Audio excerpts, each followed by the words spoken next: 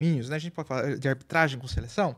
Eu queria uma análise do nosso entrevistado sobre o porquê que no Brasil existe essa alta litigiosidade, né? E aí faz o sistema multiportas, ele é extremamente importante justamente numa natureza do litígio, né? Do excesso. E aqui no Brasil, assim, ainda que o Código de 2015 tenha previsto formalmente, tenha estruturado todo, a impressão, doutor, é que o número de processos que caem no judiciário continua aumentando. Né? O judiciário continua extremamente cheio de processos. Por que a cultura do brasileiro é do litígio? Ou seja, cultura, eu vou processar cultura. você. Um fala. Não, vai, Até ver os custos, né? Não, vê nas redes sociais, né? As pessoas, não, vai que eu te processo.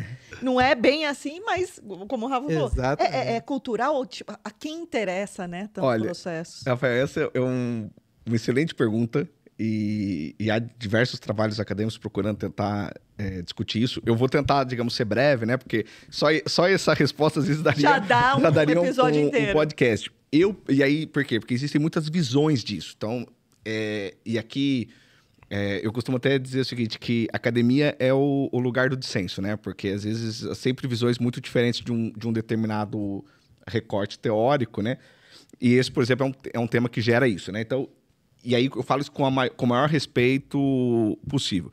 Eu acho que simplesmente dizer que isso é uma questão cultural, eu não vou dizer que isso não seja, mas para mim isso é um pouco, digamos, reducionista, né? Isso explica parte do problema. Eu respeito quem defende essa teoria, mas eu acho que isso explica parte do problema. Eu costumo fazer um paralelo com acidente de avião, né? Obviamente, agora nós temos essa tragédia, então, geralmente, quando eu discutia isso, obviamente não tinha uma tragédia em curso. Mas, por exemplo, quando a gente vê, geralmente, acidente ou quando ocorre um acidente de avião, isso, de certa forma, há um certo consenso, né, na aeronáutica, que dificilmente é uma causa única. Você tem uma série de fatores que geralmente desencadeiam um processo que leva aquilo. Porque mesmo os aviões hoje modernos têm outras alternativas que geralmente você tem uma combinação de fatores que acabam levando a essa realidade. Eu costumo dizer que essa retrata da litigiosidade, ele mais ou menos vai lembrar essa realidade. Não vai ser um fator só que vai explicar. Então, claro que, digamos, o fator cultural, ele tem um papel de relevo. O professor Kazuo Watanabe, por exemplo, tem um artigo muito interessante comparando isso com sociedades orientais. Ele é de origem nipônica, então ele compara com a sociedade japonesa. Então, claro que você vê que, por exemplo, existem traços na sociedade oriental em que, de certa forma, é um certo quase constrangimento pessoal você não conseguir resolver certas lides como uma certa falência social. Então, você tenta resolver aquilo de uma forma extrajudicial. Então, por exemplo, um conflito de vizinhos, geralmente isso se tenta muito mais fortemente antes de judicializar essa questão. Então, claro que esse fator cultural ele tem um papel em curso. O brasileiro, como vários outros países, então isso não é uma questão puramente nossa, por exemplo, o americano também é extremamente beligerante, então vários países têm também essa cultura um pouco mais aguerrida, e isso faz parte da gente. Então, a gente já tem esse, digamos, ímpeto um pouquinho maior. Gosta de briga. Eu acho que a gente tem gosta de disputa. Eu acho que a gente dá menos chance, às vezes, pro diálogo. Isso é algo que a gente precisa mudar um pouco culturalmente, né? Por exemplo, eu vejo isso muito em disputas de vizinhança, a gente precisa ter instrumentos de criação de um diálogo um pouco maior. Em várias esferas. E, às vezes, em pontos mais simples, como questão de vizinhança, em outros muito mais sérios, né? Por exemplo, eu já escrevi sobre isso, eu acho que, por exemplo, as escolas precisam ter estruturas dialógicas muito melhores, para justamente lidar com o bullying. Eu não posso simplesmente ter uma perspectiva meramente punitivista. Doutor, eu estou errada, me perdoe te interromper, mas eu estou errada, mas essas questões todas, elas perpassam por uma questão também de saúde mental. Sim, né? Sim. A pessoa emocionalmente, muitas vezes, né, preparada, ela talvez não chegue, por exemplo, a expor, quando houver um litígio, de repente possa fazer a diferença ali na tentativa anterior, ali de um diálogo, não sei. Isso me veio, eu acho que sim, mas eu acho que tem também um fator cultural. Por exemplo, vejam, situação absolutamente corriqueira, né? Se nós estivermos em algum local na rua e, por exemplo, você vê alguém estacionando ou fazendo algo errado, nós temos, por exemplo, uma dificuldade maior de chegar e falar, companheiro, talvez você não tenha visto, tá parando. Então, essa cultura de, digamos, de dialogar, mesmo quando alguém erra, a gente tem um pouco menor. Geralmente, essa chamada de atenção é sempre um pouco mais difícil ou um tom um pouco mais elevado. Então, a gente tem um pouco, culturalmente, sempre um tom um pouco acima. Isso reflete, por exemplo, em questões mais simples, né? A questão de vizinhança. Às vezes, alguém pode ter excedido o barulho. Isso pode ser resolvido muito mais facilmente se você, de forma dialógica, né? Olha, talvez tenha passado um pouquinho, vamos entrar num consenso.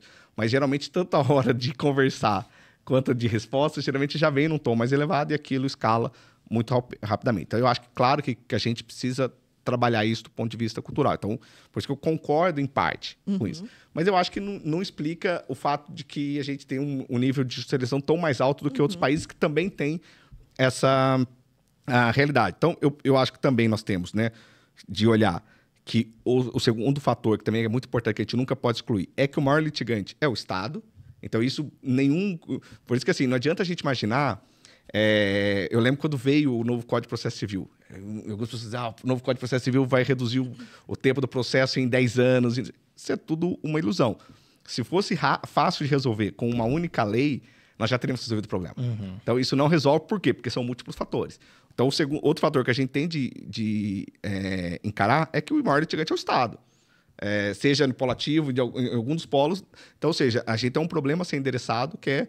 E o Estado é sempre um problema maior, porque o Estado tem uma dificuldade maior para conciliar, para negociar, para poder trabalhar, por exemplo, arbitragem tributária, outras formas de resolução. Então, nós temos um próprio judiciário que alimenta mais da metade dos processos do nosso sistema. O terceiro aspecto é que uma parte muito grande desse estoque de processos que nós temos são execução. E aí também é uma questão assim, num país que tem dificuldade, um estado social diferente, uma dificuldade econômica, execução também não se resolve somente com a lei, porque se não tem patrimônio, não estou nem falando daquele devedor que oculta, ostentação, de uma forma geral. Esses são processos que, por vezes, geram um número e nunca vão caminhar por uma impossibilidade material, né? Ou seja, não tem o patrimônio. E outro fator também que eu acho que tem de considerar é que, ao contrário de vários países que têm uma estrutura de agências reguladoras muito mais fortes e atuantes, isso se resolve do ponto de vista macro em outras esferas políticas. O Brasil falha terrivelmente nisso. E aqui, podemos perguntar para qualquer um. Por exemplo, nós temos a ANS. Um dos maiores litigantes hoje, tirando o Estado, são planos de saúde. Quem gerencia ou regula isso é a ANS. A ANS falha terrivelmente. Porque esse estoque, o que nós temos esse estoque, é porque justamente nós não temos uma regulação eficiente desse sistema de planos de saúde. Mesma coisa vai ocorrer, por exemplo, no âmbito da aviação civil com a ANAC e por aí vai. Então, acaba por judiciário tentando resolver. Exato, isso que eu ia falar. Então, toda vez que as agências reguladoras falham, isso desemboca no Poder Judiciário. Num país mais, digamos, maduro nessa civilização de controle, de freios e contrapesos e de regulação da atividade econômica, o judiciário ele funciona como a última porta do cidadão. Ou seja, quando as demais falham, ele se socorre ao judiciário, porque essas atuações anteriores ocorrem de forma muito mais eficiente. No Brasil, ele acaba sendo a primeira e, às vezes, a única porta do cidadão, porque essas outras portas não existem. E a gente tem alguns exemplos... Vai tentar negociar você com o Estado, né? Não tem voz, né? Não tem voz. Bancos, por exemplo. Banco, Nem Se o banco não responde... Não tem. E aí a pessoa resolve para a justiça porque não tem resposta do banco. O cidadão parece que não tem voz perante esses órgãos, né? E o meio que ele encontra é processar. Exato. No caso, telefonia. Por Telefonia. Por isso que ele acaba virando a primeira porta. Não deveria. Deveria ser essa última porta quando as demais falham. Mas isso acaba no Brasil... Então, enquanto a gente não estruturar melhor também essa parte regulatória, para que, digamos, esse sistema funcione do ponto de vista macro melhor, isso desemboca no Poder Judiciário. As empresas, basicamente, terceirizaram esses problemas para o Poder Judiciário. Então, por isso que eu acho que a gente tem vários fatores que explicam... Realmente, assim, uma coisa que é inegável a gente tem uma judicialização muito elevada.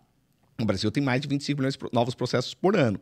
Então, é uma carga gigantesca. Eu estou falando uma população de 200 e poucos milhões de habitantes. Nós temos praticamente 10% dessa população todo ano ingressando com novos processos que alimenta esse estoque que a gente não consegue dar vazão. Se a gente lembrar que tem 2 polos, né? Nós estamos falando basicamente de 50 milhões de pessoas por ano no judiciário, entrando ou ativamente ou no polo passivo. Então, agora, a gente, na minha opinião, não explica isso sem olhar e nem resolve isso sem atacar esses vários fatores. Então, ou seja, como eu vou resolver o problema do Estado, como que eu vou resolver o problema das agências regulatórias, como que eu tento melhorar um pouco essa a cultura nossa. Então, tudo isso passa por políticas públicas, por... Uma e aí, série por isso que, assim, não é o código... Não vai ser um código de processo. É muito que vai complexo, resolver. né? Nossa, Não vai ser um complexo. código só que vai resolver. Ô, Renata, eu queria entrar no tema da arbitragem. Antes, porém, eu vou ler o comentário do Dr. Marski. Ele falou o seguinte, ó. Aproveitando, convido para assistirem a nossa palestra. Dr. Thiago vai sair doutor. daqui. Qual é a palestra mesmo que... Vai ser sobre, justamente. Vai ser sobre arbitragem, né? O recorte vai ser mais sobre arbitragem, né? Que eu vou conversar depois na OAB. Então, não vai ser... Aqui é um pouco mais amplo. Lá vai ser o recorte mais específico. Mas logo depois eu prossigo com esse debate na OAB aqui de Limeira. E daí com os advogados, né? Sim, aí com os Isso. advogados, sim. Da subseção, né? Sim, sim. Limeira, Iracemápolis e Corderópolis. Exato. E aí, Renata, esse tema arbitragem, eu queria contar uma historinha antes, rapidinho, sobre arbitragem. Tem um pouco de relação. Mas vocês viram aquela polêmica com o processo da Disney? Sim. Você viu o que aconteceu, doutor? Sim. Renata, um casal, no ano passado, foi na Disney, comprou os tickets lá e foi no parque da Disney. Brasileiro. Não,